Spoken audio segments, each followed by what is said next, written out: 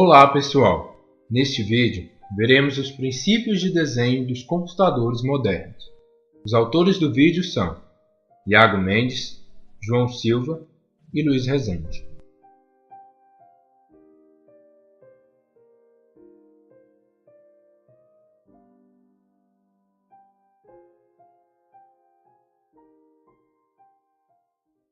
O objetivo deste vídeo é apresentar os princípios de desenho dos computadores modernos. Nossa agenda seguirá os seguintes tópicos: um breve histórico, alguns conceitos anteriores, os princípios dos computadores, seu detalhamento, uma pergunta e algumas referências. Começaremos com um breve histórico.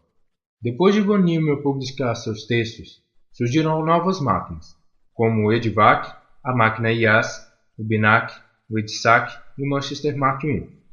Vale lembrar que nesse período os fabricantes tinham que estar em constante evolução, pois a tecnologia avançava muito rápido e deixava para trás aqueles que não acompanhavam esse avanço.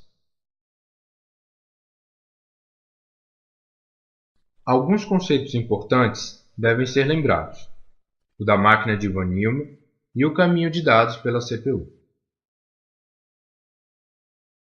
Os princípios de desenho dos computadores modernos são: todas as instruções são diretamente executadas pelo hardware, maximiza a taxa na qual as instruções são executadas, instruções devem ser fáceis de decodificar, somente leituras e armazenamentos devem referenciar a memória, fornece vários registradores. A seguir, abordaremos cada princípio separadamente. Todas as instruções são diretamente executadas pelo hardware.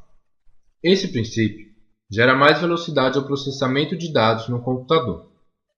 Algumas arquiteturas seguem esse princípio, como no caso da arquitetura RISC, Reduced Instruction Set Computer, ou computador com conjunto reduzido de instruções, onde as instruções comuns são executadas diretamente no hardware, e a arquitetura CISC, Complex Instruction Set Computer, ou computador com conjunto complexo de instruções, onde as instruções complexas são subdivididas em conjuntos menores e depois sequencialmente executadas.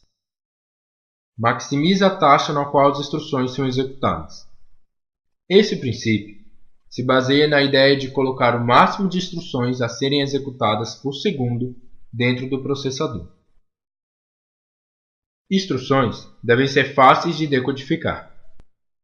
Isso quer dizer, quanto menores as instruções, mais rápido será a sua taxa de execução. Um exemplo disso é: imagine que a área desse retângulo represente o quanto de instruções a CPU pode processar. Nesse caso, se a instrução for extensa, caberá poucas instruções nesse espaço. Porém, se diminuirmos a extensão dessa instrução, o mesmo espaço pode processar um número maior de instruções. Providencie bastantes registradores. Os registradores são utilizados na execução de programas de computadores, disponibilizando um local para armazenar os dados. Na maioria dos computadores modernos, quando há execução das instruções de um programa, os dados são movidos da memória principal para os registradores. Então, as instruções que utilizam estes dados são executadas pelo processador e, finalmente, os dados são movidos de volta para a memória principal. Dessa forma, aumentando o número de registradores, diminui-se o tempo na fila de espera de uma instrução para entrar na memória.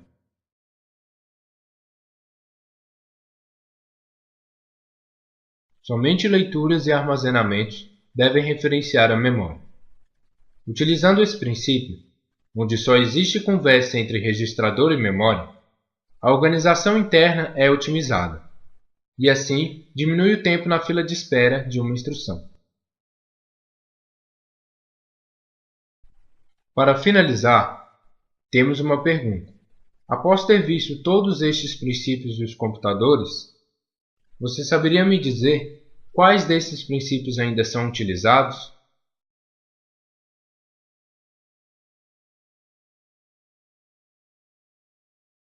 Atualmente, Todos os princípios citados são utilizados no desenho de computadores modernos.